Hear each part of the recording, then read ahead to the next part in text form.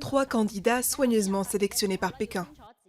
Dimanche, un collège de près de 1200 grands électeurs va désigner le futur leader de Hong Kong. Et pour l'activiste Joshua Wong, cette élection n'en est tout simplement pas une. Il s'agit plus d'une sélection que d'une élection à Hong Kong. Il y a un processus d'écrémage pour écarter tous les candidats pro-démocratie.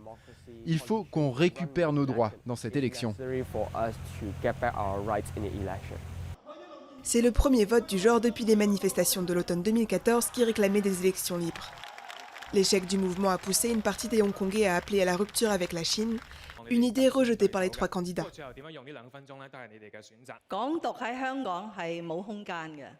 Une campagne pour l'indépendance n'a pas sa place à Hong Kong, parce que nous suivons le principe d'un pays, 2 systèmes, et Hong Kong fait partie intégrante du pays.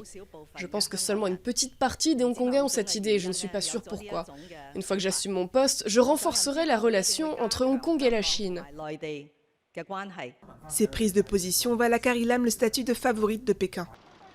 Face à l'ancien numéro 2 du gouvernement, celui qui était alors ministre des Finances, John Tsang, se veut plus consensuel et a d'ailleurs reçu des soutiens venus du camp pro-démocratie. L'objectif principal des candidats, c'est d'unir la société.